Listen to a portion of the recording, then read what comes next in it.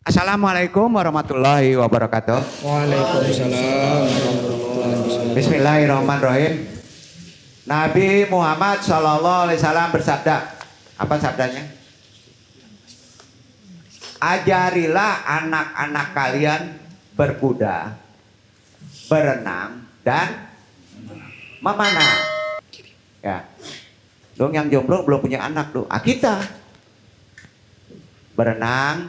berkuda, berenang, dan memanah. Apa hikmahnya? Hadis riwayat Bukhari dan Muslim. Hikmahnya kira-kira apa, Pak?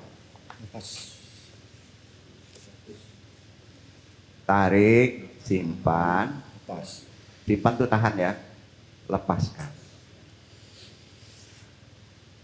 Ada 3 macam olahraga yang disarankan dan disuruh Rasulullah, tentunya dari Allah Muhammad SAW, terkait dengan amalan tindakan kita, yaitu berkuda, berenang, memanah. Kalau kita mau mengamati hadis tadi, apa yang kita lakukan tadi ada kaitan dengan hadis tadi. Ternyata ketiga olahraga tersebut terkait dengan pengaturan atau pengendalian napas. Setuju, Pak?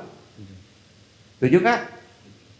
Zikir tadi kan kita lost, napas kita nggak terpikirkan karena ada nafi. Nanti lambat tahun kita letak zikir itu tahu di napas yang 3 tadi. Ya. Kapan menerima napas? Kapan menahan napas? Dan kapan melepaskan napas? Jadi itu ketiga olahraga secara ruhani, walaupun ada terkait dengan badan. Ruhani, karena hidup itu kan napas, Pak. Iya kan? Secara tersirat pesan hadis tersebut, hai umatku, kata Nabi, aturlah angokmu, nggak enak ya, napasmu, aturlah napasmu, kan gitu, ya. Hai umatku, aturlah napasmu. Ketika kita membaca Al-Quran, maka pengaturan napas harus super diperhatikan. Setuju, Pak? Kalau enggak bisa salah arti, salah makna. Sepakat para kori, sepakat orang yang mengerti agama, ya kan?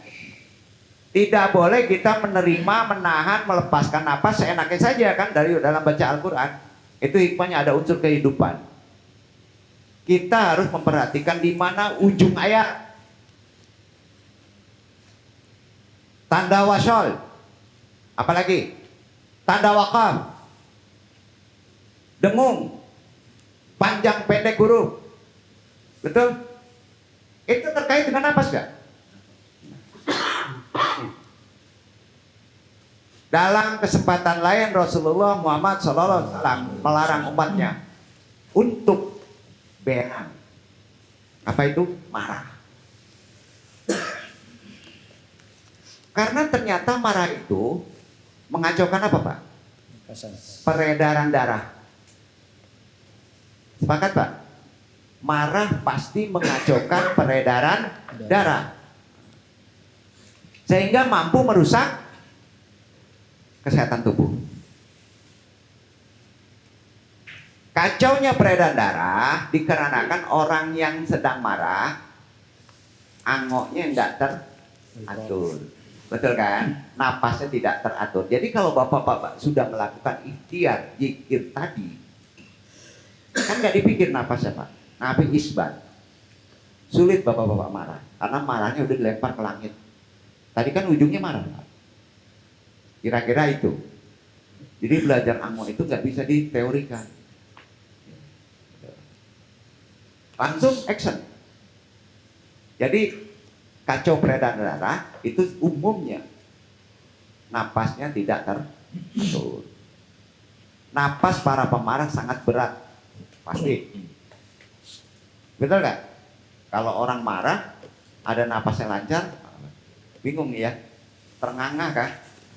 Maraton? Bukan marah, maraton, Pak. Ya, itu justru mengatur napas. Jadi kalaupun kita terpaksa harus marah, maka perhatikan napas kita. Setuju, Pak? Ada kalau marah berwudu, tapi nggak diperhatikan napas kita. Tetap aja bablas, betul kan? Perhatikan aja napas kita. Ya. Biar napas kita teratur, tenangkan dulu. Terima diri kita, terima kenyataan yang ada, lalu marahlah dengan hati yang damai. Dong, protes. Mampu nggak kita ini marah dengan hati yang damai? Enggak ya. Tapi kalau hati damai, kita nggak bisa marah. Nah, dari ketiga pelajaran hadis tadi terkait olahraga, membaca Al-Quran, dan jangan marah. Kaitannya ya, olahraga, membaca Al-Quran, dan jangan marah. Kan tersirat dengan jelas bahwa kita disuruh oleh Allah untuk bisa mengendalikan dan berdamai dengan napas kita sendiri. Kita disuruh belajar tentang fenomena napas. Ada rahasia apa dalam napas kita? Man arafa nafsahu faqad arafa rabbahu. Ada kaitannya, Pak? Ada paham ya? Siapa yang tidak kenal dirinya termasuk napasnya, maka tidak akan kenal Tuhannya. Bukan dibalik. Jangan dibalik. Siapa yang tidak kenal dirinya, jangan dibalik. Kenali sifat orang yang nggak kenal sifat diri. Orang yang tidak kenal dengan sifat diri mudah tersinggung. Pasti pas dikasih tahu jidal. Orang yang biasa melakukan zikir anfas pasti tahu. Itu kepekaan spiritual. Kalau sudah berumur asirullah masih juga begitu, malu kita. Kalau sulit dikasih tahu, ya, saran Ando, tinggalkan majelis manakib, rusak. Ini penting. Ya. Di sini sama, jangan merasa jadi pahlawan. Gitu. Jadilah manusia wajib. Itu kemarin kaitan kajinya. Gimana sih? Dengan cara yang bijak. Jangan jadi manusia haram. Akan susah hidup kita. Banyak hijab tutupan. Setidaknya kalau belum bisa menjadi manusia wajib, jadi manusia makruh dulu. Keberadaan dan ketidakberadaannya nggak jadi masalah. Kalau manusia makruh ingin menjadi manusia wajib, pusing kita. Kalau manusia haram, cut aja.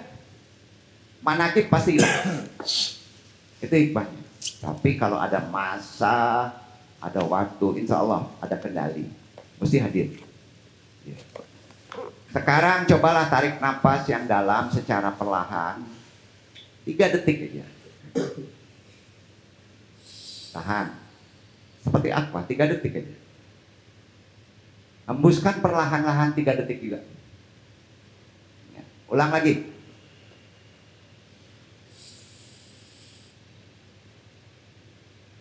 Hembuskan.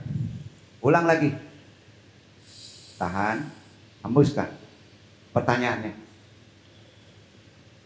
Menurut kita yang lebih nikmat menerima udara, menahan udara, atau melepaskan udara? Itu minta jawab. Melepaskan udara. Betul? Plong. Plong. Melepaskan udara. Sepakat? Sepakat ya? Menarik napas lambang dari menerima. Menahan napas lambang dari menahan.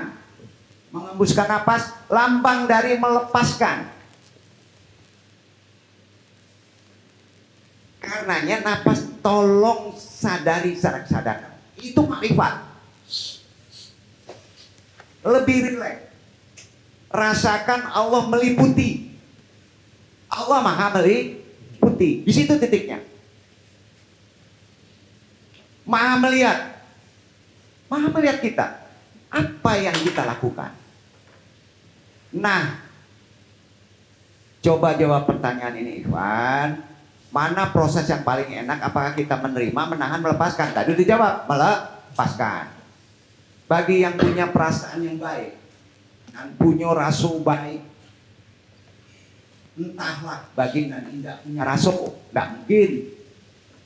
Kita yang merasakannya dengan baik, maka antum yakin mayoritas diri kita menjawab ketika melepaskan. Faktor bijoki.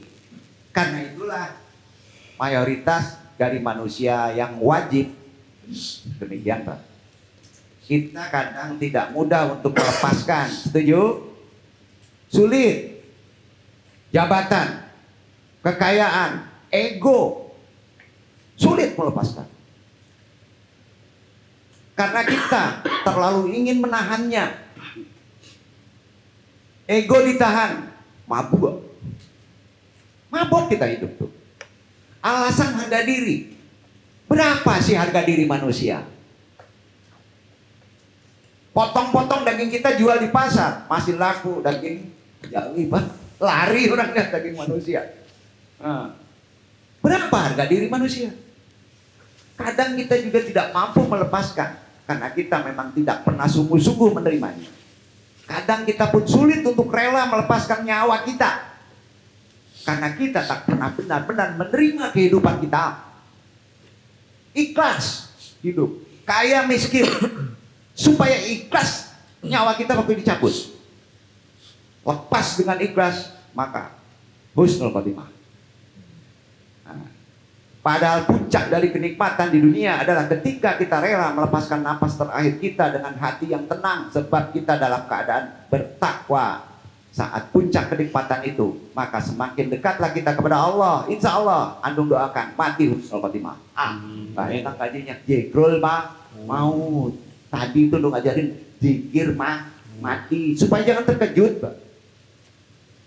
Oh, yang muda-muda perlu tahu. Ya. Nah, Iwan andung ya MA rahimakumullah.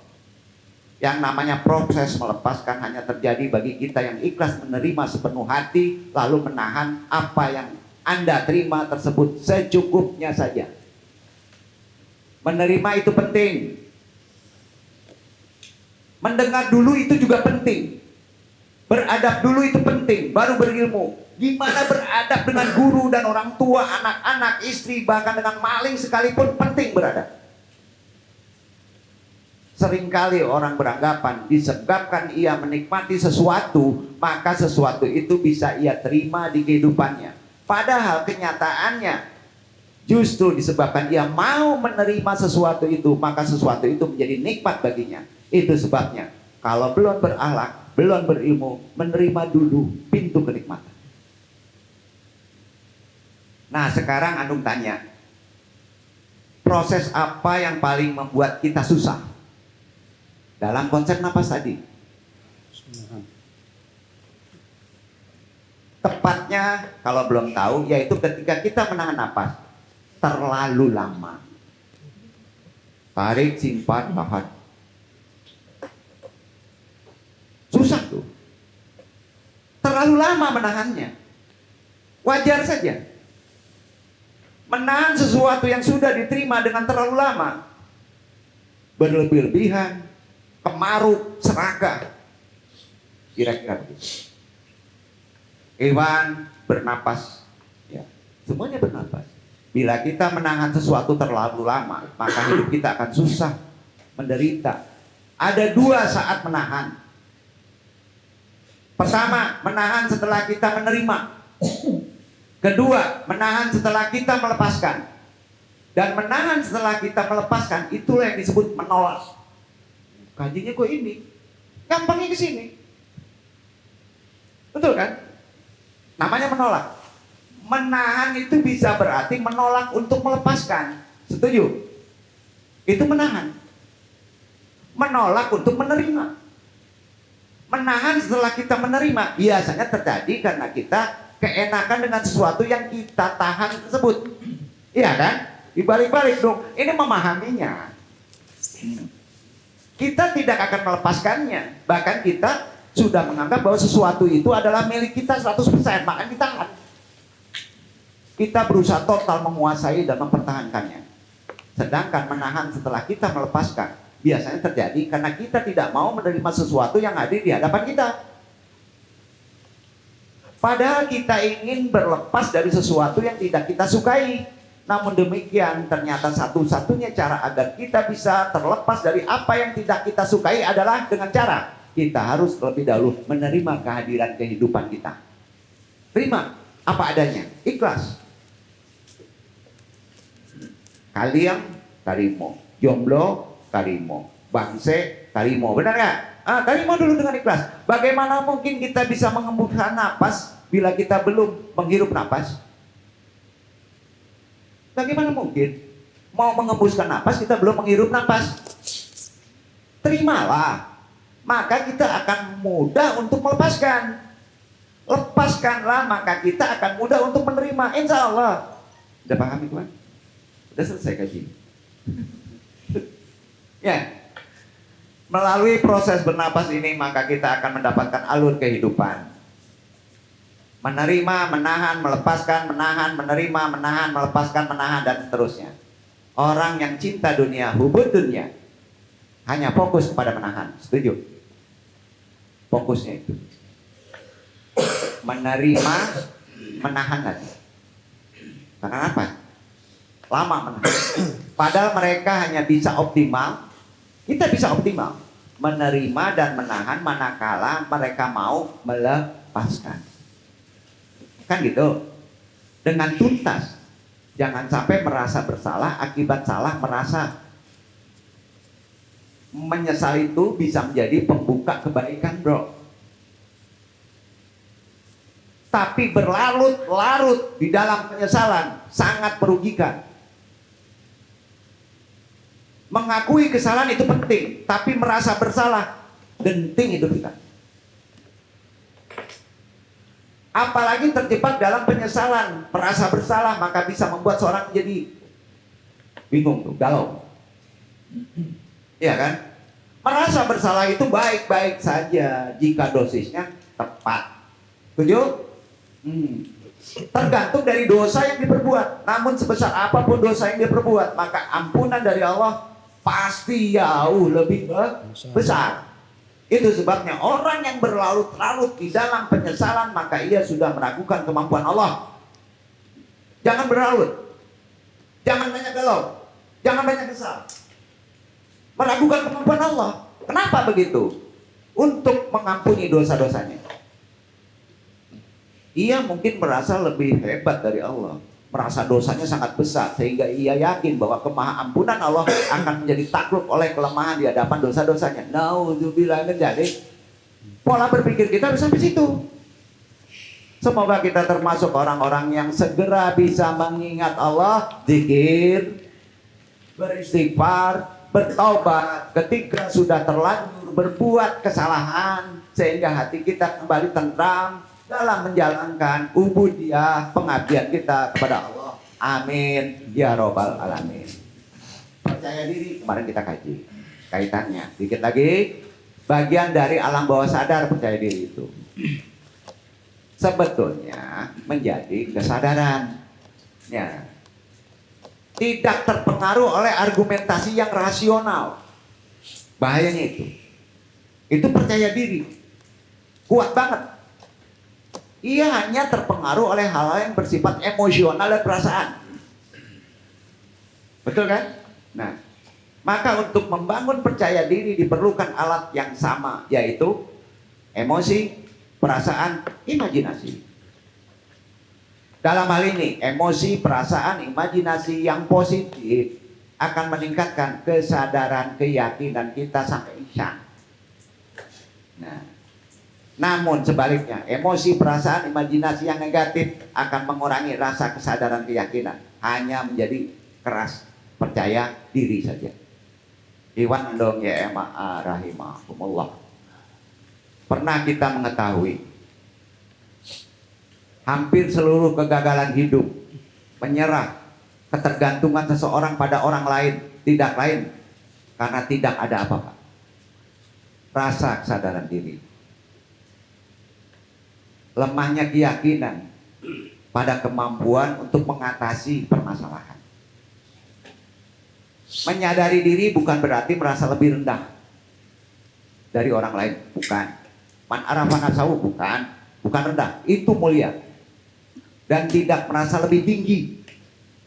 Merasa lebih rendah dari orang lain akan mengakibatkan seseorang hidup di arena pesimistik atau negatif. merasa lebih tinggi dari orang lain akan menyebabkan pribadi yang congkak. Sadari itu. Oleh sebab itu, pahami potensi diri, belajar menjadi lebih dengan mencocokkan dalam diri dan luar diri kita. Afirmasi positif untuk menghargai diri sendiri, hilangkan rasa iri, sering tersembunyi tanpa disadari. Tahu nggak Iwan bahwa Thomas Edison tahu? Jadi kaku gini ya. Berhasil menciptakan bohlam lampu setelah ratusan kali gagal kan? Iya kan? Ia tidak menyerah. Namun ia tetap percaya esok dirinya akan membuat dunia terbuka dan bercahaya. Sadar diri akan mempengaruhi kekuatan mental. Insya Allah seseorang, jika suatu saat nanti seseorang diuji kegagalan dalam kehidupannya, seperti makanan, akan memperbarui stamina setelah seseorang lelah, letih, lesu bekerja. Seperti itu pula kesadaran diri kita membangkitkan seseorang dari kegagalan. Karenanya Allah berfirman di An-Nahl 16 ayat 1, A'udzubillahi minasyaitonirrajim. Bismillahirrahmanirrahim. Atta amrullahi fala tastajilu. Subhanahu wa ta'ala amma yusrikun. Telah pasti datangnya ketetapan dari Allah, maka janganlah kamu meminta-minta agar disegerakan datangnya. Maha suci Allah, maha tinggi dari apa yang mereka persekutukan. Dalam syariat, memberi kesempatan kepada pikiran untuk memikirkan masa depan, membuka-buka alam gaib, kemudian terhanyut dalam kecemasan-kecemasan yang baru diduga, adalah sesuatu yang tidak dibenarkan. Pasalnya, hal itu termasuk tulul amal, angan-angan terlalu tinggi, terlalu jauh, tindakan yang tidak masuk akal. Bukan tidak ada karomah keterbukaan, sama halnya dengan berusaha perang melawan bayang-bayang. Ironis, kebanyakan manusia di dunia ini justru banyak yang termakan oleh ramalan tentang kelaparan, kemiskinan, wabah penyakit, kemunduran ekonomi. Kabarnya akan menimpa kita. Padahal itu semua hanyalah bagian dari kurikulum yang diajari di sekolah-sekolah setan. Iya kan? Kurikulum setan, Pak. Karenanya Allah berfirman, menghindari kontaminasi dari kecemasan. Allah berfirman, Al-Baqarah 268, dibaca Ikhwan.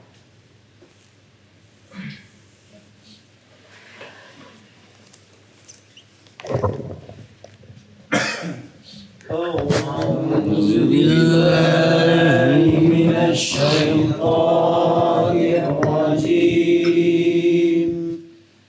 بسم الله الرحمن الرحيم.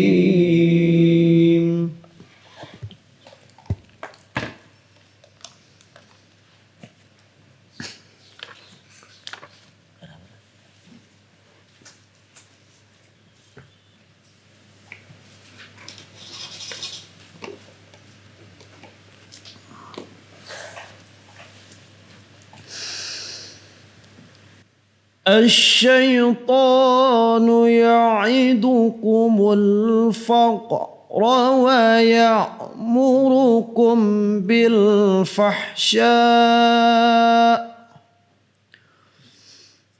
والله يعدكم مغفرة منه وفضلا Wallahu wasi'un alim.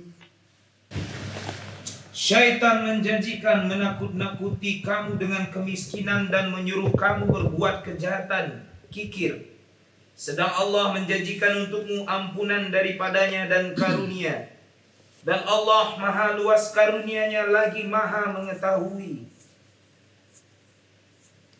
Ada kata mutiara, pepatah lah.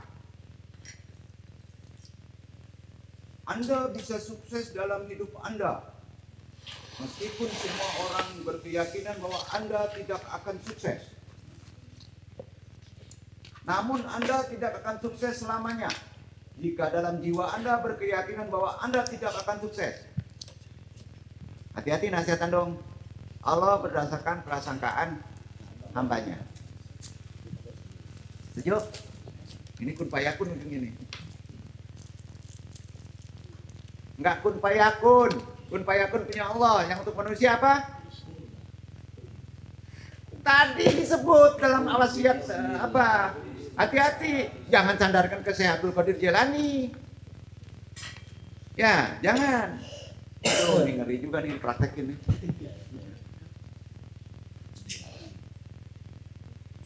Oleh sebab itu tidak ada gunanya kita menyia-nyiakan waktu takut kepada kegagalan. Sesungguhnya belum terjadi.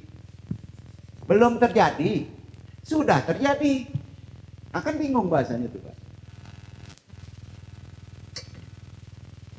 Sebab kegagalan hanya terjadi melalui dua sebab. Orang yang berpikir tetapi tidak pernah bertindak. Orang yang bertindak tetapi tidak pernah berpikir. Aduh, nggak enak lagi.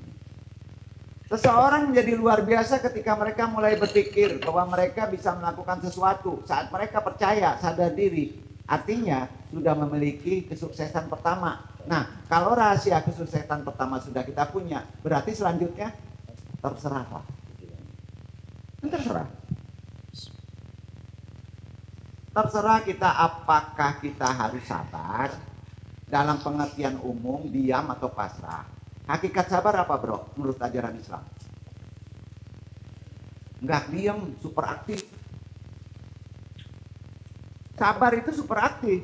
Tanya Quran. Jadi yang namanya sabar adalah makom. Kalau di tasawuf derajat.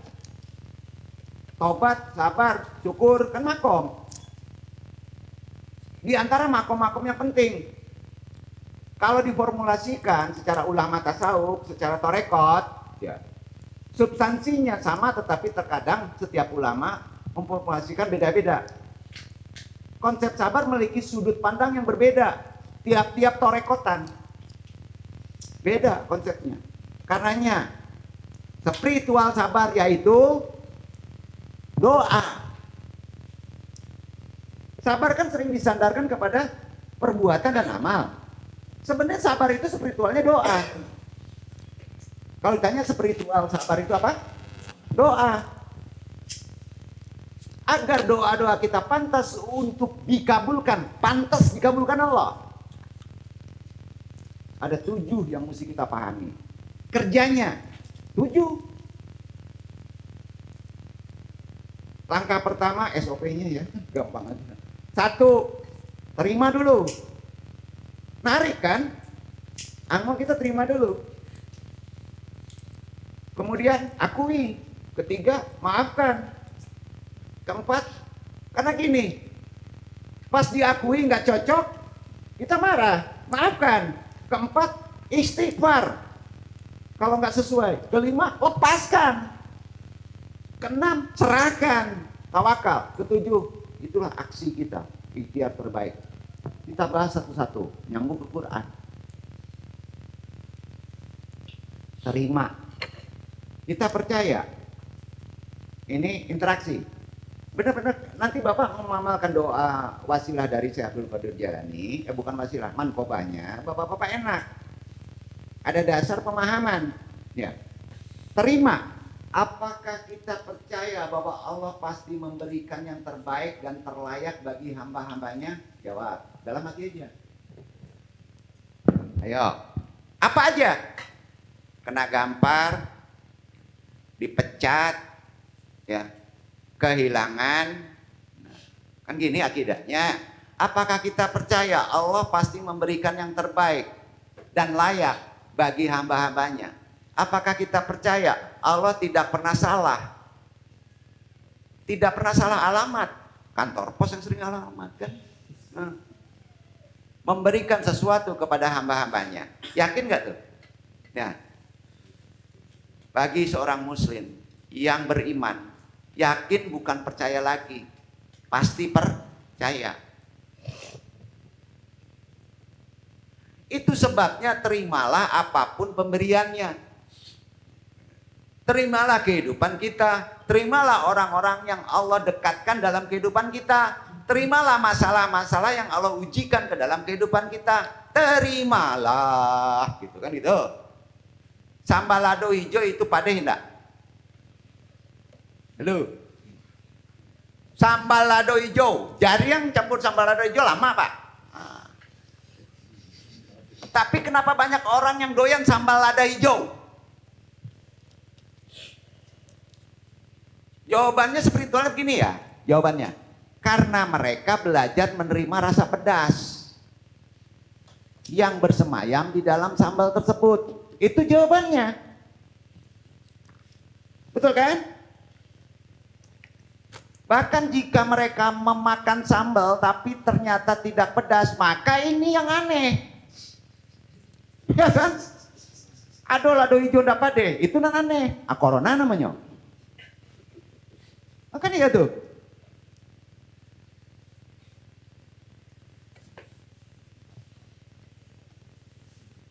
Jadi ingat, bukan karena sesuatu itu indah kalau kita menerimanya.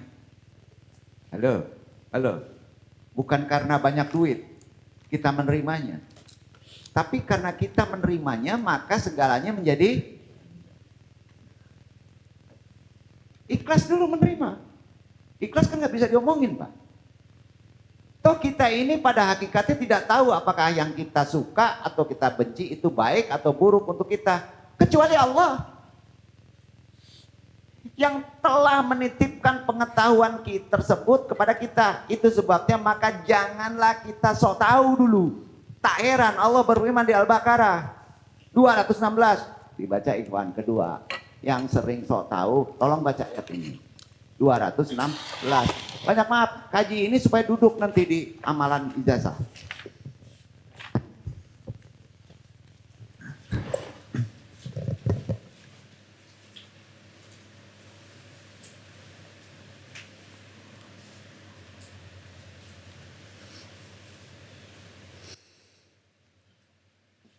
كتب عليكم القتال وهو كره لكم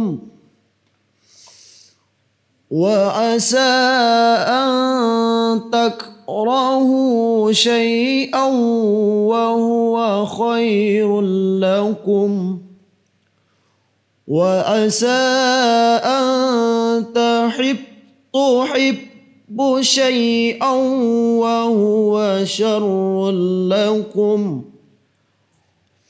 والله يعلم وأنتم لا تعلمون.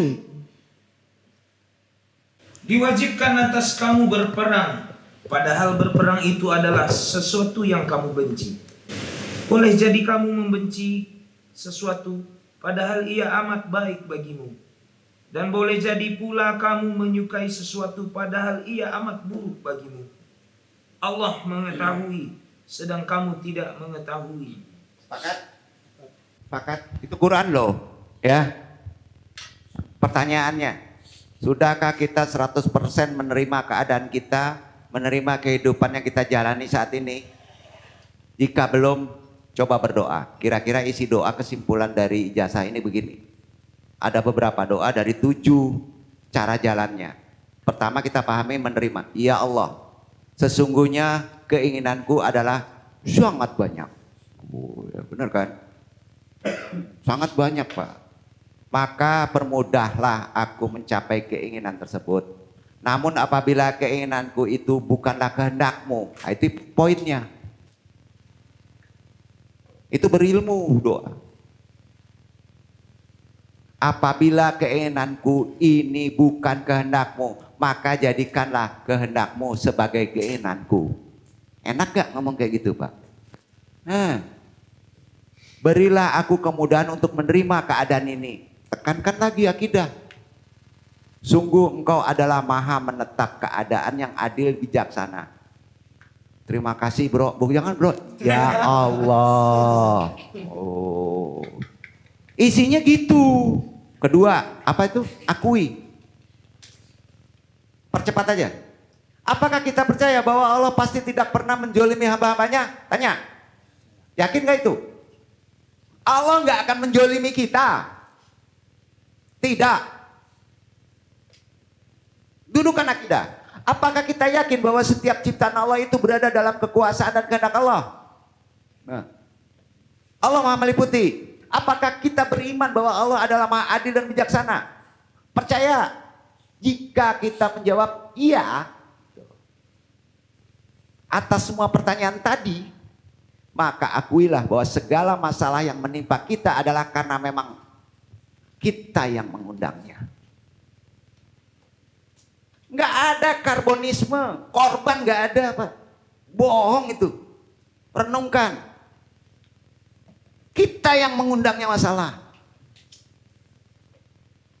Bukan karena kesalahan Allah, bukan karena kesalahan orang. Setuju nggak nih? Bukan pula karena kesalahan orang yang Allah ciptakan di sekitar kita. Nggak heran bila Allah berfirman di Quran surat 4 ayat 79. 479. Tolong dibaca. Quran tuh. Nggak bisa kita nyalahin orang. Nggak bisa nyalahin lingkungan. Tidak. Kita yang mengundangnya masalah.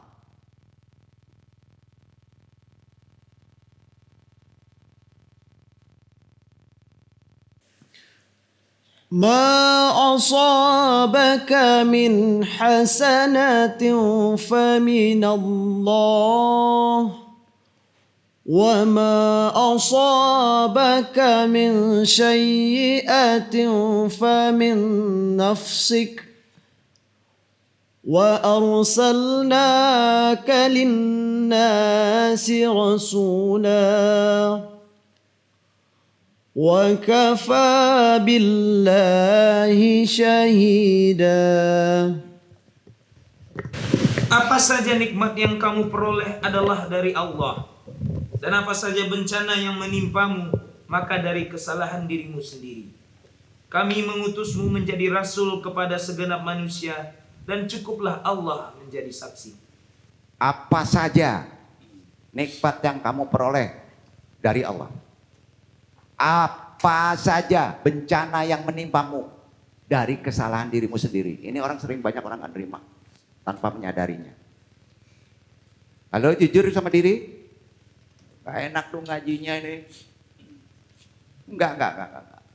Tolong Pak merenung Pak. Jadi Pak kesel kalau orang cari masalah, ya cari kambing hitam. Yang heran, amanah sendiri, diri sendiri sering dijadikan salah. Istri, anak, mertua, mabok hidup ente. Nggak baca Quran. Di sini penjelasannya, ada doanya. Allah senang Allah itu sangat senang kepada hamba-hambanya yang mau mengakui kesalahan. Kan gitu, jujur. Itu ridho Allah namanya. Jadi kalau ditanya ridho Allah apa? Kita sering mengundang kejoliman. Maafkan aku ya Allah. Itu udah ridho. Disinilah kuncinya. Cepat muncul bila kita bersegera mengakui kesalahan. Di hadapan Allah. Kebaikan. Rezeki. Bukankah kita pun senang bila orang pernah bersalah kepada kita, mendatangi kita dengan tulus mengakui kesalahan? Normal. Iya. Ini terkait Idul Fitri kemarin. Maka berdoalah, ya Allah, setiap kebaikan adalah hakmu. Istrinya nanti terhimpul dengan ijazah yang Anu akan sampaikan. Ya Allah, setiap kebaikan adalah hakmu dan setiap keburukan karena kesalahanku. Maka aku akui semua permasalahanku adalah karena kelalaianku, karena ketidakmampuanku menyaring informasi yang ada, karena dosa-dosaku, karena kelemahanku, karena kesombonganku, karena ambisiku yang besar untuk juga akui keeksistensiku di hadapan makhluk-makhluk yang lain. Ya Allah, Sesungguhnya hanya Engkau yang eksis, kekal, abadi. Segala puji hanya untuk-Mu. Kan gitu pemahaman doa. 3, maafkan. Oh gampang maafkan, nggak perlu dikaji. Susah Pak maafkan ini. Jujur maaf itu berat. Apakah kita yakin bahwa Allah adalah Maha Pemaaf dan Maha Pengampun? Apakah kita percaya bahwa sikap memaafkan adalah bukti bahwa kita adalah hamba yang pemaaf? Apakah tidak aneh bila kita meminta maaf kepada Allah, tapi kita tidak mau memaafkan hamba Allah? Ayo. Apakah kita yakin bahwa dengan aktivitas memaafkan akan membuat hati kita semakin lapang, Allah pun semakin ridho kepada kita, yakin gak? Jika jawaban itu iya, maka maafkanlah siapapun yang telah membuat kita sakit hati, baik disengaja ataupun tidak disengaja. Sebab pada hakikatnya semua sudah dalam kehendak Allah yang maha bijaksana. Maafkan, mohonkan ampun bagi mereka. Coba perhatikan isi Al-Quran. Bapak perhatikan isi Al-Quran ya. Mudah-mudahan jadi mufasir. Sepanjang pengamatan, kalau mau memahami Quran, ternyata tidak ada satupun ayat yang menyuruh kita minta maaf kepada manusia. Gak ada. Yang bisa membuat hati kita semakin lapang. Gak ada. Tapi banyak ayat Allah yang menyuruh kita untuk memaafkan manusia. Memaafkan manusia. Itu Al-Quran. Bingung gak nih? Memaafkan adalah saran dari Allah yang bisa membuat hati kita lapang. Dan memaafkan pula merupakan syariat Allah yang manakala kita melanggarnya, maka kita akan mendapatkan kerugian yang nyata. Kan gitu. Karena itu Allah berfirman, renungkan An-Nur 24 ayat 22, seimbang.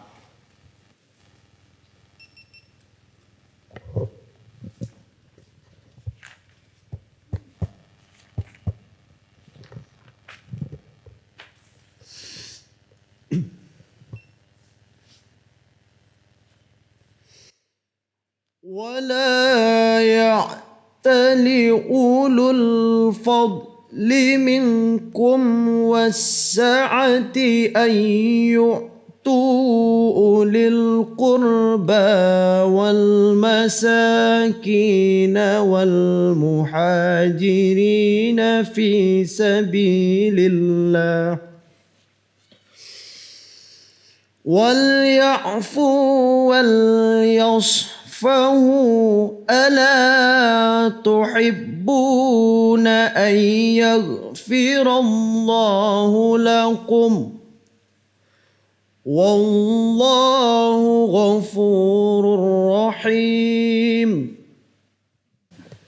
Dan janganlah orang-orang yang mempunyai kelebihan dan kelapangan di antara kamu bersumpah bahwa mereka tidak akan memberi bantuan kepada kaum kerabatnya, orang-orang yang miskin, dan orang-orang yang berhijrah pada jalan Allah. Dan hendaklah mereka memaafkan dan berlapang dada. Apakah kamu tidak ingin bahwa Allah mengampunimu? Dan Allah adalah Maha Pengampun lagi Maha Penyayang. Kalau pelit duit normal. Ini maaf kok pelit. Marah aja. Gimana mau dimaafin Allah? Susah matinya Pak.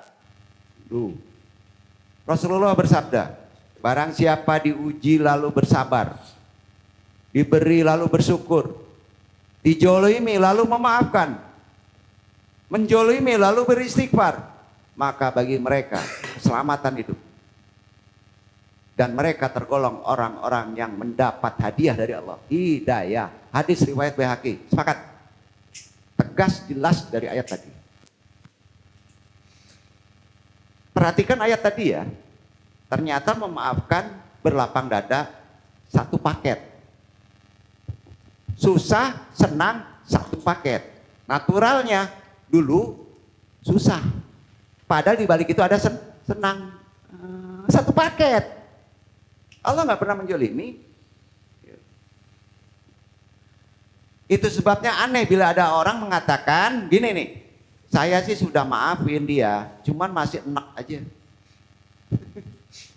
Aneh nggak Pak? Aneh. Saya ngelihat wajahnya tuh enak katanya. Padahal ketika dada kita lapang, maka sebenarnya kita sedang memperbesar ruang penerimaan atas cairnya doa-doa kita yang dipanjatkan. Semakin lapang dada, insya Allah itu terasa oleh kita. Tanda semakin luasnya rezeki kita, semakin cepatnya doa kita dikabulkan. Dengan demikian, jangan menunggu orang lain meminta maaf. Jangan menunggu orang lain meminta maaf, baru kita memaafkan orang tersebut. Tapi maafkanlah orang tersebut, mohonkanlah ampun kepada Allah untuk orang tersebut, maka Allah akan memberi rezeki kepada kita. Memaafkan dosa kita yang sudah berlalu juga. Jangan pula menjadi orang yang sombong dengan mengatakan, kalau dia tidak datang minta maaf kepadaku, maka aku tidak akan pernah memaafkannya. Sampai dia merasakan azab yang pedih di akhirat nanti. Wow, memangnya kita Tuhan? Istighfar. Masuk keempat, istighfar. Kita bahas dulu. Apakah kita tahu bahwa salah satu yang membuat doa-doa kita belum pantas dicairkan, dikabulkan Allah? Karena masih banyak kotoran dosa yang meliputi jiwa kita? Jawab. Apakah kita yakin bahwa istighfar yang tulus, rendah hati akan membuat jiwa kita semakin dibersihkan Allah? Apakah kita yakin bahwa Allah itu pasti Maha Pengampun? Jika jawabannya ya, maka beristighfar sebanyak mungkin. Bukan sekedar mengucapkan istighfar dengan lisan, namun sungguh-sungguh beristighfar dari hati, tindakan, lisan. Jika kita serius beristighfar khusyuk banyak, maka segala permohonan kita insya Allah terkabul. Makanya istighfar itu bisa mengabulkan permohonan, walaupun kita tidak mengabulkan permohonan. Dibaca Ikhwan Sandaran Istighfar Ali Imran 133 134, tolong dibaca.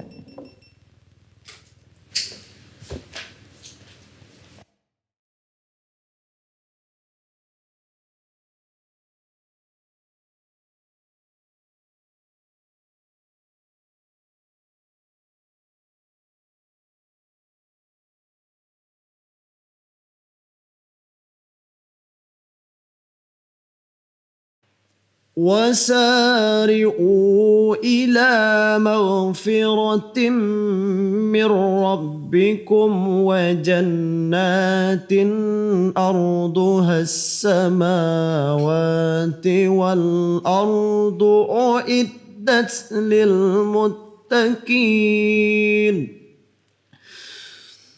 الذين ينفقون في السراء والضراء والكاظمين الغيظ والعافين عن الناس والله يحب المحسنين.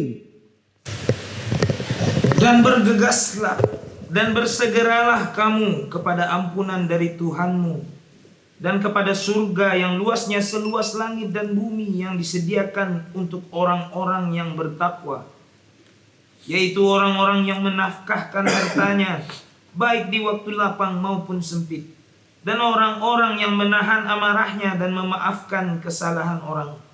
Allah menyukai orang-orang yang berbuat kebajikan. Muhsinin. Rasulullah berpesan, barang siapa yang sering beristighfar, maka Allah akan memberinya kelapangan dalam setiap kesempitannya, dan Allah akan membukakan jalan kesusahan, serta Allah akan memberinya rezeki dari yang tidak disangka-sangka. Hadis riwayat Abu Daud Ibnu Majah. Populer hadis ini. Kelima, ini yang penting. Lepaskan. Nah, ini jangan salah prediksi. Lepaskan, ceraikan nanti. Bukan gitu ya. Lepaskan. Kelima ya, pokoknya kita tuntaskan ketujuh ini supaya pas kita mengisi ijazah dari Syekh Abdul Qadir Jailani, kita sudah ada program mesti begini, paham ya? Lepaskan. Pernahkah kita merasa sakit hati yang tak tertahankan? Jawab. Pernah, betul kan? Tahukah kita apa penyebab utamanya?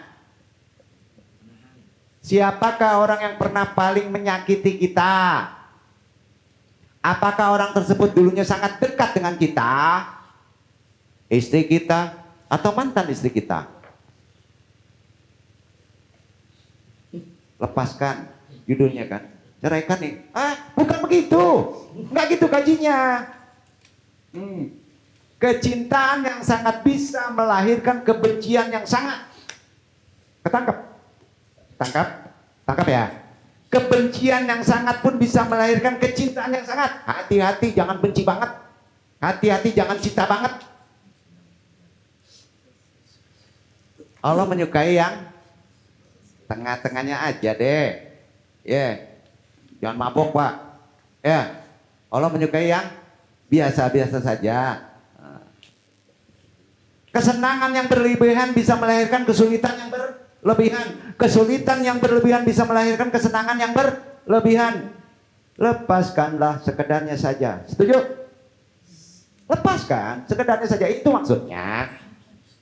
Ya, salah tangkap kaji nanti dicerai ini. Seseorang yang melekat sangat kuat, nempel kayak lem Korea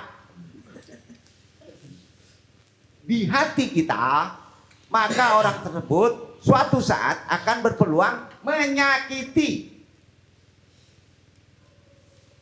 Nggak bisa kita kalau tidak dengan dia, mati ya Wak. Insya Allah tunggu. Inyo yang paling menyakiti kita nanti. Benar itu. Biasa saja, jangan melampaui.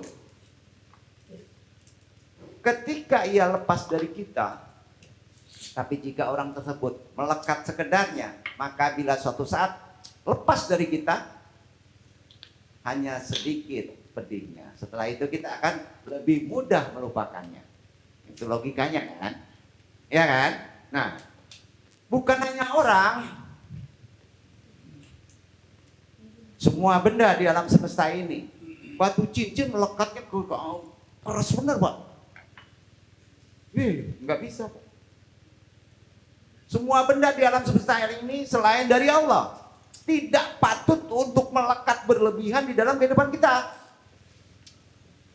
Sebab pada hakikatnya semua, kajinya kemarin, semua milik Allah. Hidung milik siapa? Allah. Telinga milik siapa? Allah. Yang melekat milik siapa? Allah. Yang dekat milik siapa? Allah. Kita nothing. Gak ada. La ilaha illallah. Apa yang dibuat susah? Betul kan? Bahkan anak kita sendiri bukan milik kita. Kenapa ada orang yang sering kecewa atas tindakan anak-anaknya? Terlalu merasa memiliki. Itu karena ia melekat kuat, terlalu kuat, sehingga ia tidak enjoy dalam mendidik anak. Anak-anak pun tidak enjoy dididik orang terlalu melekat, benar nggak? Padahal alangkah indahnya bila orang tua, anak-anak saling menghargai, berkesepakatan, dibangun atas nama Allah, sehingga berkembanglah jiwa masing-masing. Orang tua semakin sabar, lihai dalam berkomunikasi dengan anak lain, semakin sayang, bersyukur memiliki orang yang sabar. Aturan memang harus ditegakkan, tapi terjaga keakraban, kasih sayang adalah tujuan dari terapkan sebuah aturan. Betul kan? Lepaskan. Iwan ya rahimakumullah. Selain itu, begitu banyak zikir dalam ajaran Islam, tujuannya belajar melepaskan dari kemelekatan. Misal, la ilaha illallah, lepas. Tiada sesembahan kecuali Allah. Kita disuruh berlepas dari sesembahan selain Allah. Betul kan? Yang melekat diri dengan kuat untuk hanya menyembah. Misalnya, alhamdulillah, kira-kira apa Pak? Segala puji bagi Allah. Bila suatu saat kita dipuji, dihargai, atau mendapatkan rezeki, maka saat itulah kita lepaskan. Bukan kita milik pujian. Kembalikan kepada yang hak, Allah. benda, penghargaan hanya kepada Allah. Begitupun dengan berbagai zikir lainnya. Coba, pasti inti usulnya lepaskan. Kemelekatan ego di dalam diri kita itu hanya pada selendang Allah, bukan milik kita. Kembalikan kepada Allah. Nabi bersabda, ada 4 perkara, barang siapa memilikinya, Allah akan membangun untuknya rumah di surga, dan dia dalam naungan cahaya Allah yang maha agung. Apabila pegangan teguhnya la ilaha illallah, pegangan kita la ilaha illallah, jika memperoleh kebaikan, pegangan kita la ilaha illallah, jika memperoleh kebaikan, pegangan kita, ucapan kita alhamdulillah. Jika berbuat salah dosa, pegangan kita, ucapan kita astagfirullah. Dan jika ditimpa musibah, pegangan kita inna lillahi wa inna ilaihi rajiun. Hadis riwayat Darimi. Lepaskan. 6. Serahkan. Kuserahkan kepada bapakmu, saya sudah tidak mau lagi. Bukan begitu, bro. Serahkan itu begini. Apakah kita pernah merasakan jika kita menyerahkan sesuatu kepada ahlinya membuat hati kita menjadi tenang? Menyerahkan sesuatu kepada ahlinya, hati kita menjadi tenang. Betul? Betul? Bapak-bapak diajak streaming tapi tidak tahu ada yang ahli kepada ahli jin. Bapak tenang nggak? Dokter aja ahli jantung, bapak berobat kepada ahli gigi, bingung. Tenang nggak? Enggak. Lalu siapakah yang lebih ahli dibandingkan Allah? Nah, itu aja. Serahkan ke Allah. Itu prioritasnya. Ya kan? Nah, lalu kenapa sebagian orang tetap gelisah hidupnya? Aneh. Padahal dia mengaku sudah berserah diri kepada Allah. Berarti nggak makrifat. Kan aneh. Masih ada yang gelisah sekarang. Kok sadis bener kajian lu, nggak mau tahu? Mana kip? Berserah kepada Allah disebut juga bertawakal kepada Allah. Tawakal artinya mewakilkan. Betul kan? Ketika kita sudah bertawakal kepada Allah, maka kita sudah mewakilkan urusan kita kepada yang maha ahli, maha adil. Setuju? Kenapa gelisah?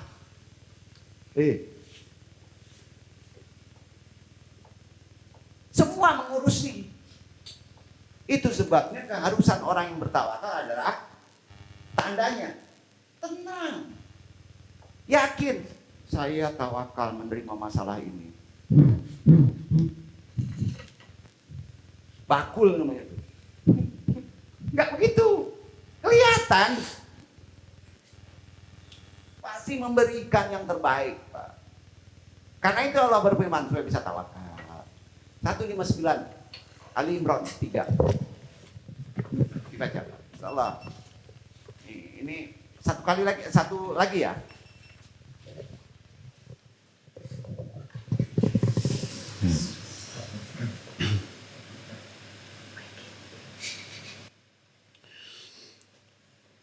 فبما رحمة من الله لنت لهم ولو كنت فظا غليظ القلب لانفضوا من حولك فاعف عنهم واستغفر لهم وشاورهم في الأمر فإذا عزمت فتوكل على الله إن الله يحب المتوكلين. Maka disebabkan rahmat dari Allah lah kamu berlaku lemah lembut terhadap mereka. Sekiranya kamu bersikap keras lagi berhati kasar, tentulah mereka menjauhkan diri dari sekelilingmu. Karena itu maafkanlah mereka, mohonkanlah ampun bagi mereka, dan bermusyawarahlah dengan mereka dalam urusan itu. Kemudian apabila kamu telah membulatkan tekad, maka bertawakallah kepada Allah. Sesungguhnya Allah menyukai orang-orang yang bertawakal kepadanya. Nabi bersabda, siapa yang menyerahkan kesusahannya kepada Allah, tawakal, maka Allah akan memberinya rizki baik segera ataupun lambat. Hadis riwayat Abu Daud Tirmidzi. Ikhwan, pilihan segera atau lambat ini tergantung dari keyakinan kita, makomatnya kepada Allah. Segera, lambat, urusan itu selesai. Itu kuncinya tergantung kepada makomat yakin kita kepada Allah. Kan iya Kak? Itu pentingnya akidah. Usaha kita menjemput rezeki yang sudah Allah tetapkan dengan aksi terbaik, maka kita akan lebih dipantaskan oleh Allah dengan segera untuk mendapatkan apa yang menjadi permohonan kita. Insya Allah. Percayalah, yakinlah, berdoalah kepada Allah. Ya Allah, sungguh dunia ini hanya fana. Dan yang wujud hanyalah Engkau. Maka lepaskanlah kemelekatan jiwaku dari yang fana. Lalu lekatkanlah aku pada yang wujud. Aku ini lemah, nggak punya kemampuan apapun kecuali atas kehendak-Mu. Maka mudahkanlah aku berserah kepadamu. Sebab hanya kepadamu lah semua makhluk seharusnya berserah diri. Sungguh Engkau maha penerima tobat, lagi maha bijaksana. 7. Aksi kita yang terbaik. Apakah kita memiliki badan? Ada yang nggak milik badan, Pak? Punya jasad? Ada. Apakah kita memiliki tangan kaki? Apakah kita yakin bahwa Allah lah yang menciptakan jasad? Apakah kita yakin bahwa Allah lah yang menciptakan jasad? Tangan, kaki, mata, telinga, dan lain sebagainya adalah untuk digunakan sesuai proporsinya. Jika kita yakin, beraksi, action, bergerak, ikhtiar, usaha, gunakan sebaik mungkin. Itu titipan Allah, itu ikhtiar Allah. Seluruh potensi jasad kita untuk mencapai apa yang kita harapkan. Jangan hanya mengandalkan keyakinan, ketenangan belaka, tapi tidak mau alias malas menggunakan potensi jasadiah kita. Gak benar itu. Kita adalah insan kamil. Manusia sempurna dalam konteks akal kita menerima. Yaitu manusia yang menyeluruh. Itu bahasanya. Makhluk ruh yang berafiliasi dengan makhluk jasad. Jadi ikhwan, agar doa kita semakin pantas untuk segera dikabulkan oleh Allah, memahami manqobah ini, maka banyak orang yang hidup penuh syukur, maka Allah akan menambah-nambah rezeki, insya Allah. Langsung nanti ini kan kaitan dengan syukur, dibaca karena panjang. Langsung amalannya.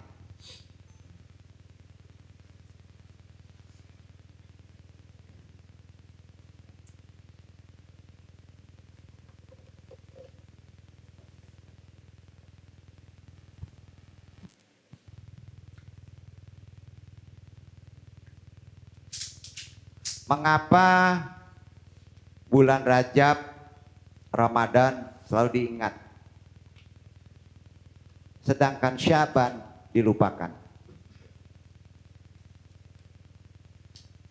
Syaban di awal.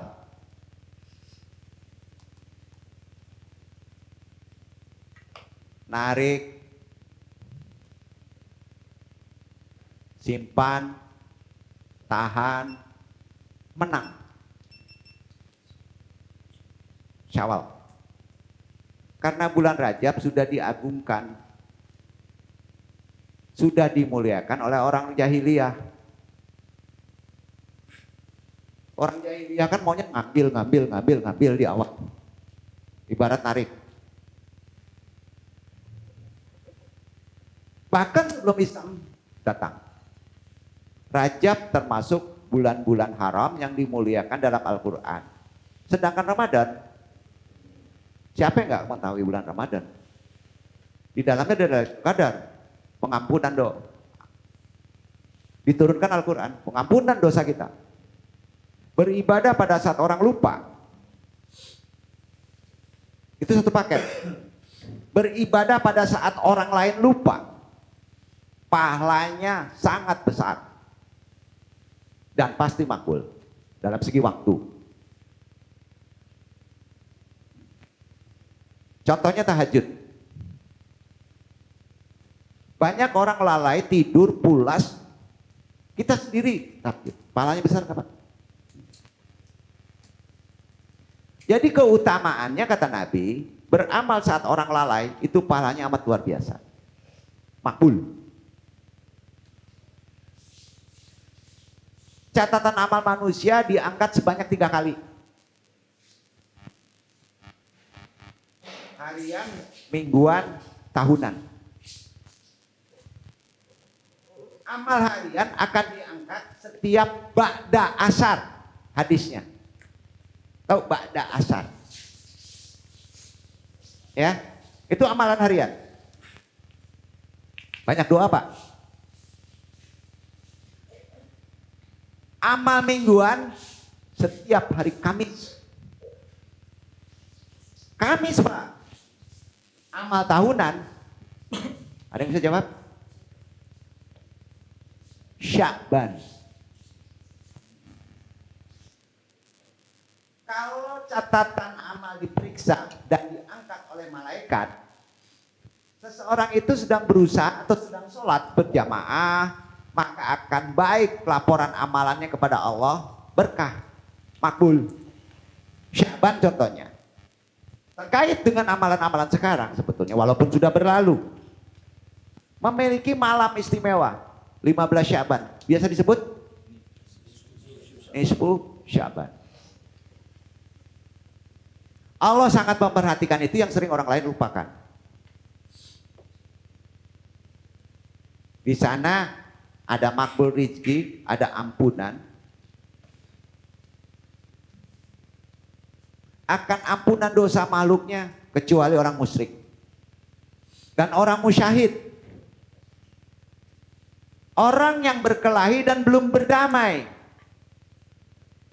Kalau di Ramadan udah masuk, udah amalan. Karenanya menurut saya Abdul Qadir Jailani dalam kitab Gunjah Al-Talibin, Nisfu Sya'ban adalah malam yang sangat bagus sekali yang disebut Lailah Mubarakah. Malam tersebut itulah malam pembebasan Lailatul Bara'ah, bukan Lailatul Qadar. Jadi kalau ditanya, Sya'ban itu ada Lailatul Bara'ah. Ya, Sya'ban. Ramadan Lailatul Qadar. Pertanyaan Syawal. Nanti ya. Nanti Syawal. Tunggu dulu. Di antara malam pembebasan, terkabulnya barakah, yang diberkati mubarakah rizki, di dalamnya terdapat turunnya rizki pada Syawal.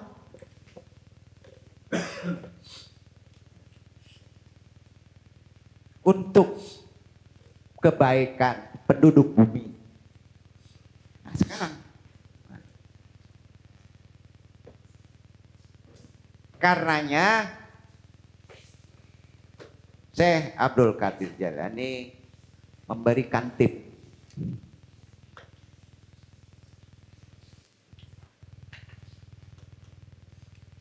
Supaya doa kita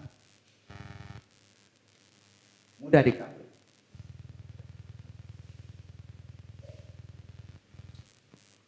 Kita pahami kedudukan doa ini. Rezeki sudah diatur Allah. Namun sebagai manusia kita perlu spiritual sabar. Disebut doa. Ikhtiar untuk menyebutnya. Karena kita diberi atribut tubuh seperti mulut untuk mengucapkan doa. Terkadang ada rintangan yang menghadang saat mencari rezeki. Supaya rezeki lancar berkah, Syekh Abdul Qadir Jailani memberikan sebuah ijazah. kepada seluruh umat Islam yang mengikuti Manqobah, wasilah nasihatnya.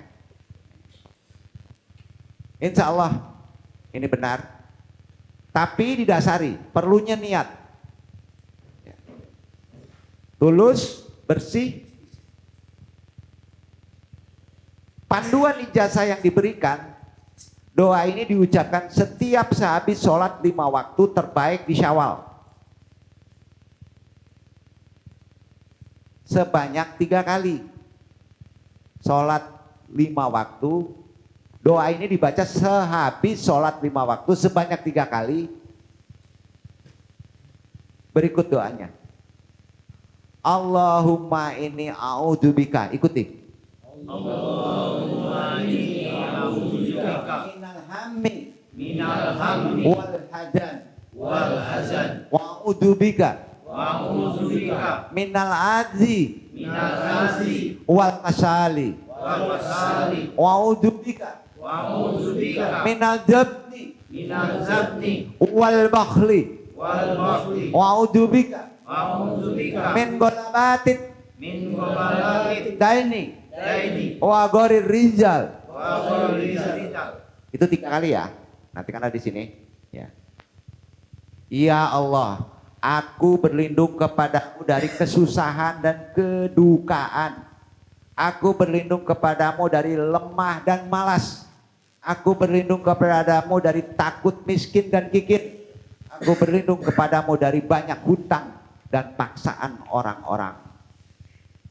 Setelah itu, setelah baca itu 3 kali, paling bagus di Syawal sampai masuk Idul Kurban. Ya, kalau diamalkan berketerusan, tetap harus ada yang namanya ijazah, tawasul kepada bil barokah wal karomah kepada Syekh Abdul Qadir Jalani. Ya. Nah. 2, lanjutkan dengan wirid setelah baca doa tadi.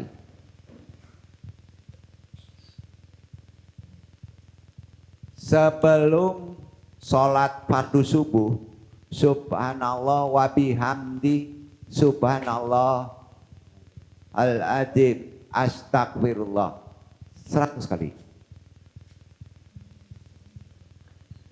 Maha suci Allah dengan segala pujinya, maha suci Allah yang maha agung, aku memohon ampunanmu. 3. Selesai itu 100 kali. Pegang dada sebelah kiri, jantung. Dengan tangan kanan baca ya Fatah, ya Rojak, ya Fatah, ya Rojak 70 kali. Yang maha membuka, yang maha pemberi rezeki. Duduk. Insya Allah menurut cucu Rasulullah itu makbul. Itulah talim, mudah-mudahan bermanfaat. Ditutup doa oleh Ustadz kita.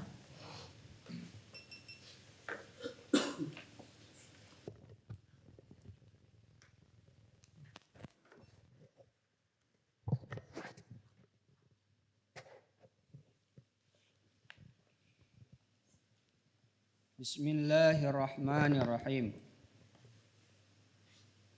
Allahumma inna nas'aluka bi anfasi hadzal arifil akbari wa sirril athari al warisil muhammadi sahibil idlali alal bisatil indi wa bisalikina ala minhajihil anwari wal mughtarifina min manhalil ma'arifihil a'zabi al askhari anta muddana bi taybi anfasihim wa tudni lana min simari gharasihim ya ayatul arwahul muqaddasah ya khatmu ya qutbu ya imamanu ya autadu ya abdalu ya ruqaba'u ya nujaba'u ya nuqaba'u ya ahlal ghirati ya ahlal akhlaqi ya ahlas salamati ya ahlal ilmi ya ahlal basti ya ahlal jinani wal atfi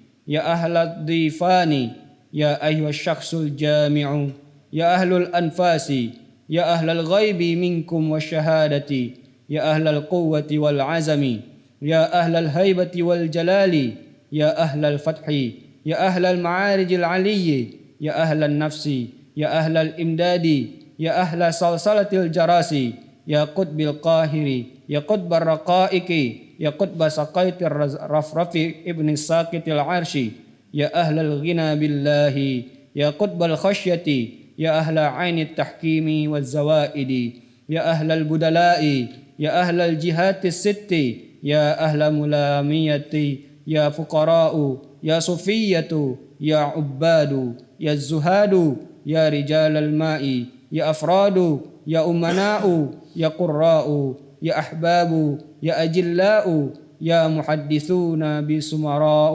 يا ورثة الظالم لنفسه منكم والمقتصد والسابق بالخيرات أيها الأرواح الطاهرة من رجال الغيب والشهادة كونوا عونا لنا في نجاح الطلبات وتيسير المرادات وإنهاض العزمات وتعمير الروعات وستر العورات وقضاء الديون وتحقيق الطنون وإزالة الحجب الغياهب وحسن الخواتم والعواقب وكشف الكروب وغفران الذنوب. Dengan menyebut nama Allah yang Maha Pengasih lagi Maha Penyayang. Ya Allah, sungguh kami memohon kepadamu dengan perantara nafas-nafas orang yang makrifat dan agung yang mengetahui rahasia-rahasia suci, sebagai pewaris Nabi Muhammad sallallahu alaihi wasallam yang mempunyai kedudukan tinggi ada di hamparan di sisi Allah, dengan perantara orang-orang yang mengikuti jejak Tuan Syekh yang lebih terang, dan dengan perantara orang yang menimba air minum makrifat Tuan Syekh yang lebih manis dan lebih agung airnya, untuk memberikan pertolonganmu kepada kami dengan perantaraan keharuman nafas orang-orang yang mengikuti jejak Tuan Syekh. Dekatkanlah kami dengan buah-buahnya orang yang mengikuti jejak Tuan Syekh. Wahai arwah yang disucikan, wahai wali-wali pamungkas, wahai wali kutub, wahai wali yang menjadi dua imam, wahai wali paku jagat, wahai wali abdal, wahai wali yang waspada akan firman-firman Allah, wahai wali yang dermawan, wahai wali yang mengetahui batinnya manusia, wahai wali pembela agama Allah, wahai wali yang punya budi pekerti yang luhur, wahai wali penyelamat, wahai wali-wali yang berilmu, wahai wali yang lapang dada, wahai wali yang ahli menjaga jiwanya dan pengasih, wahai wali yang ahli menghormati tamu, wahai wali yang ahli mengumpulkan ilmu syariat, tarikat, hakikat dan makrifat, wahai wali yang ahli menjaga nafasnya dengan zikir, wahai wali yang tidak kelihatan di antara kami dan yang kelihatan, wahai wali yang ahli meningkatkan ketaatan kepada Allah, wahai wali yang berwibawa dan memiliki keagungan, wahai wali yang terluka hatinya, wahai wali yang terus naik derajat luhurnya, wahai wali yang ahli memerangi nafsunya, wahai wali penolong, wahai wali yang ahli menerima ilham yang suaranya bagaikan bel, wahai wali yang menjadi paku jagat yang mengalahkan, wahai wali kutub yang hatinya lunak, wahai wali yang menerima firman dari Raf-Raf, putra wali yang menerima firman dari Arsh, wahai wali yang merasa cukup, wahai wali kutub yang takut kepada Allah, wahai wali yang kuat keyakinannya dengan ilmu hikmah dan makrifatnya, wahai wali yang menjadi pengganti Rasul, wahai wali yang menetap pada 6 arah, wahai wali yang tidak menampakkan kebaikan dan tidak memendam kejahatannya, wahai para wali yang mengharapkan rahmat Allah, wahai para wali yang bersih jiwanya, wahai para wali yang ahli ibadah, wahai para wali yang menjauhi dunia, wahai para wali yang berjalan di atas air, wahai para wali yang menyendiri, wahai para wali kepercayaan Allah, wahai para wali yang selalu membaca Al-Quran, wahai para wali yang menjadi kekasih Allah, wahai para wali yang tinggi pangkatnya, wahai para wali yang ahli hadis, wahai para wali yang ahli bangun malam bermunajat kepada Allah, wahai para wali yang mewarisi para wali yang selalu merasa zalim kepada dirinya serta menuju dan meromba kepada kebaikan, wahai roh-roh yang suci, para makhluk behit ruhaniyun dari golongan wali yang dapat melihat manusia, melihat rahasia yang nyata. Semoga engkau semua para wali membantu kami untuk mendapatkan yang kami minta, memudahkan yang kami kehendaki, menyemangatkan tujuan kami, menyelamatkan dari perkara kami yang takutkan, menutup cacat kami, membayar semua hutang kami, menguatkan baik sangka kami, menghilangkan tabir-tabir yang menggelapkan, kebaikan pada akhirnya, melenyapkan segala kesedihan dan mengampunkan dosa-dosa kami. Semoga Allah mencurahkan keridhaan kepada beliau. Bersama-sama Al-Fatihah. A'udzu billahi minasy syaithanir rajim. Bismillahirrahmanirrahim. Alhamdulillahi rabbil alamin. Ar-Rahmanir Rahim. Maliki yaumiddin. Iyyaka na'budu wa iyyaka nasta'in. Ihdinas siratal mustaqim. Siratal ladzina an'amta 'alaihim ghairil maghdubi 'alaihim waladdallin. Ibadallah, ibadallah, aghithna li ajlillah wa kunu 'aunan lillah, asa nahza bi fadlillah. Wahai hamba-hamba Allah, wahai hamba-hamba Allah, tolonglah kami karena Allah. Jadilah kalian penolong dari kami karena Allah. Semoga tercapai hajat karena anugerah Allah. Wa ya aqtabu, wa ya anjabu, wa ya sadatu, wa ya ahbabu, wa antum ya ulil albabi, ta'alau wansuru lillah. Wahai para wali kutub, wahai para wali yang dermawan, wahai para sayyid dan habaib, engkaulah yang memiliki akal sempurna, kemarilah dan tolonglah karena Allah. Sa'alnakum, sa'alnakum, walizulfa rajaunakum, wa fi usri qasadnakum, fashuddu azmakum lillah. Dengan perantaraan engkau kami memohon, dengan perantaraan engkau kami memohon, dengan mengharapkan doamu, kami dekat dengan Allah, dengan maksud perantaraan engkau, untuk tercapai urusan kami. Karenanya, kokohkanlah tujuan kami karena Allah. Faya Rabbi bisadati wa tahaqqaq li isyarati asa ta'ti bisyarati wa yarqu waqtana lillah. Wahai Tuhan kami, dengan perantaraan yang menjadi wali-wali, kokohkanlah petunjukmu kepada kami. Semoga lekas datang kebahagiaan kami. Semoga waktu kami bersih untuk beribadah karena Allah.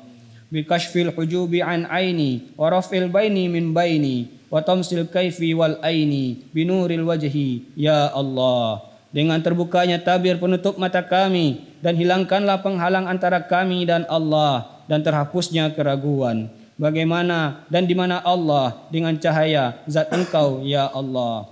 Salatullahi maulana ala man bil huda jana wa man bil haqqi aulana syafi'il khalqi indallahi. Wahai Rabb kami, semoga kesejahteraan Allah dilimpahkan kepada orang yang datang dengan membawa petunjuk kepada kami, yaitu Nabi Muhammad sallallahu alaihi wasallam, yang memberikan Islam sebagai agama kami dan memberi syafaat kepada makhluk di sisi Allah.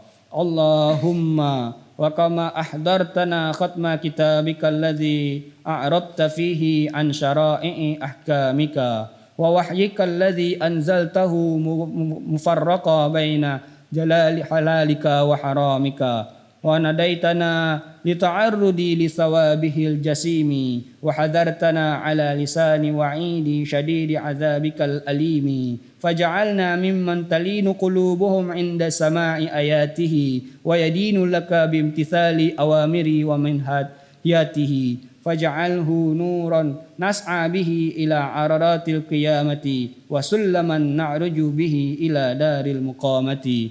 Ya Allah, sebagaimana Engkau datangkan kepada kami kitab-Mu yang menjelaskan tatanan hukum agamamu, Engkau turunkan wahyu yang untuk membedakan antara yang halal dan yang haram, dan Engkau bangkitkan untuk menghadang pahala membaca kitab-Mu yang agung. Engkau telah menakutkan kami akan siksa-Mu yang amat pedih, atas ancaman firman-Mu. Semoga Engkau jadikan kami dari golongan orang-orang yang lunak hati ketika mendengar ayat-ayat-Mu, tunduk kepadamu dengan mengikuti perintah-perintah dan menjauhi larang-larangan kitab-Mu. Maka jadikanlah kitab-Mu ini sebagai pelita perjalanan dengan nur sampai pada halaman-halaman hari kiamat dan menjadi tangga untuk naik ke kampung kelanggengan. Allahumma wasahil alaina karbas siyaqi wa idza dana minna rahilu wa balagatir ruhu minna taraki wa tajalla malakul mauti biqabdiha min hujubil ghuyubi wa qila an raqa waltafatis saqu bis-saq ila rabbika yawma izinil masaq wa saratil a'malu qalaida fil a'naq. Ya Allah, dengan kitab-Mu ini mudahkanlah kami dari kepedihan rasa mati ketika sudah dekat kepada kami saat pemberangkatan ke kampung baqa dan ketika roh kami sudah sampai di tenggorokan. Ya, dan malaikat maut yang hendak mencabut nyawa sudah nampak ditutup kesamaran serta diucapkan, siapakah yang dapat mengobati sakitnya mati, dan telah menyatu betis yang satu dengan lainnya. Pada hari itu tempat sampai digiring kepada Rabb-Mu, kemudian semua catatan amal dikalungkan di leher-leher mereka. Allahumma la taghulla yada ilal a'naki akuffa tadarra'tu ilaika wa tamattu fi salawatiha alaika raki'atan wa sajidatan baina yadaika wa la tuqayyid bi ankalil jahimi aqdama sa'at ilaika wa barazat min manaziliha ilal masajidi tami'atan fi ma ladaika wa la tusimma asma'an ladzati bihalawati tilawati kitabikal karimi wa la tatmis bil amma ayunan bakat fi dhulmil layali khaufan min adzabika. Ya Allah, janganlah Engkau mengikat tangan ke leher, yaitu tapak-tapak tangan yang menadah kepadamu dengan penuh sopan dan menjadikan berpegang waktu mengerjakan salat untukmu dan ketika ruku dan sujud ke hadiratmu. Semoga Allah mencurahkan keridhaan kepada beliau. Al-Fatihah. A'udzubillahi minasyaitonir rajim. Bismillahirrahmanirrahim. Alhamdulillahi rabbil alamin. Ar-Rahmanir Rahim. Maliki yaumiddin. Iyyaka na'budu wa iyyaka nasta'in. Ihdinas siratal mustaqim. Siratal ladzina an'amta 'alaihim ghairil maghdubi 'alaihim waladdallin. Dan janganlah engkau ikat dengan rantai neraka jahim kaki-kaki yang suka berjalan kepadamu dan keluar dari rumah-rumah menuju ke masjid-masjid karena sangat mengharapkan pahala yang ada padamu. Dan janganlah engkau jadikan tuli pendengaran yang dapat merasakan lezatnya dengan hiasan bacaan kitab-Mu yang mulia. Dan jangan engkau menghapus dengan kebutaan mata-mata yang menangis dalam kegelapan malam karena takut dari siksa-Mu yang amat sangat. Allahumma salli wa sallim ala sayyidina Muhammadin syafi'il arbabiz dhunubi wa ala alihi wa ashabihi at-tiba'il qulubi wa ala ummatihi alladhi kashafat lahum kullal mahjubi wa a'immatuhum kulla mahjubi mahiyatin nafahati sahriyati wa ta'attaratil majalisu li'arfil akhbaril akhyari zakiyati al-miskiyati. Amin. Allahumma amin. Ya Allah, semoga Engkau tetapkan rahmat dan keselamatan-Mu untuk junjungan kami Nabi Muhammad sallallahu alaihi wasallam yang memberikan syafaatnya kepada orang-orang yang mempunyai dosa-dosa dan juga untuk keluarganya serta para sahabatnya yang menjadi pengobat hati dan juga untuk umatnya yang telah Engkau bukakan bagi mereka semua penutup hati dan Engkau telah perkenankan semua yang mereka sukai. Selagi masih berhembus angin kasturi di waktu sahur dan masih menyebar bau harum dalam majlis yang dibacakan manaqib atau riwayat orang-orang terpilih lagi suci hatinya bagaikan misk Kabulkanlah ya Allah, kabulkanlah ya Allah. Subhana rabbika rabbil izzati amma yasifun, wa salamun alal mursalin, walhamdulillahi rabbil alamin. Maha suci Rabb yang mempunyai sifat menang dari segala perkara yang disifatkan oleh orang-orang kafir, dan semoga keselamatan ditetapkan kepada semua utusan Allah. Segala puji bagi Allah, Rabb sekalian alam. Semoga Allah mencurahkan keridhaan kepada beliau. Al-Fatihah. A'udzu billahi minasy syaithanir rajim. Bismillahirrahmanirrahim. Alhamdulillahi rabbil alamin. Ar-Rahmanir Rahim. Maliki yaumiddin. Iyyaka na'budu wa iyyaka nasta'in. Ihdinas siratal mustaqim. Siratal ladzina an'amta 'alaihim ghairil maghdubi 'alaihim waladdallin. Subhanakallahumma wa bihamdika asyhadu an la ilaha illa anta astaghfiruka wa atubu ilaik. Wabillahi taufiq wal hidayah wa ridha wal inayah. Wassalamualaikum warahmatullahi wabarakatuh. Waalaikumsalam warahmatullahi wabarakatuh. Kita sudah mengikuti manasik sampai yang ke-18. Insya Allah, Antum nggak mau banyak cerita. Buktikan saja hasilnya nanti. Lihat aja. Mudah-mudahan Allah meridhoi. Amin. Wassalamualaikum warahmatullahi wabarakatuh. Waalaikumsalam warahmatullahi wabarakatuh.